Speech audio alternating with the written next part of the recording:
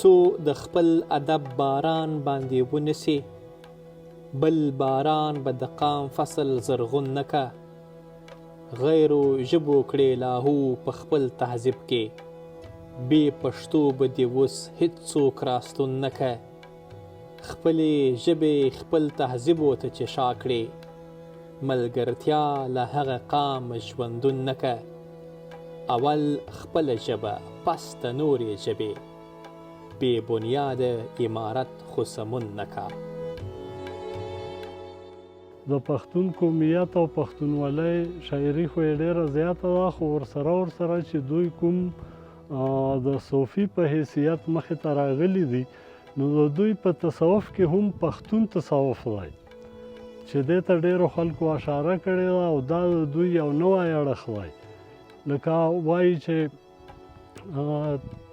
ته اسلام پښتو ګڼه دوه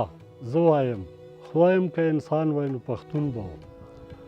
او داسې وایي چې یو بل نظم دی په هغې کې وایي چې زما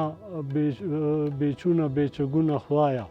په دې کې یو بند دی هغې کې وایي چې زار د پښتو نه دی پښتونه خدایه حمزه بابا چې د پښتو غزل بابا هم بلل کیږي یو شمېر لیکوالان یې لامل د غزل پښتون کول یادوي حمزه بابا چې کوم کمال وکړو په پښتو غزل کې نو هغه دا و چې دوی د پښتو د غزل نه د فارسي اثرات لرې کړل غزل یې د پښتنو د نفسیاتو په مطابق پښتون کړو په دې کې پښتني نفسیات را ځای کړل جرګه ننواتې تیږه اخر به تیږه کړې زما د رقیب ماته دا کله کله ورسره چې جنګوي سترګې نو مطلب دا دی چې د دوی ته چې د پښتو د غزل بابا وویلی شو د دې لویه وجه دا وه چې دوی غزل پښتون کړو په دې کې پښتني نفسیات ځای کړه او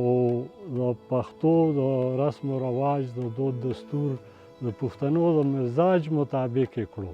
حمزه بابا په یقینا چې په پښتو ادب کې هغه یو ستر نوم دی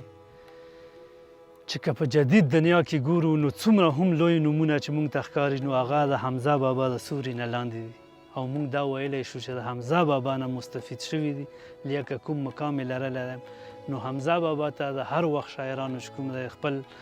د لویوالي او د عقیدت پیرزوینې وړاندې کړي دي او خپل ځای نه لوی مطلب معلوم کړی حمزه بابا ډېره لویه او ډېره افاقي او ډېره داسې شاعري کړې ده چې د تصوف کوم باریک لارې وې پردې وې چې هغه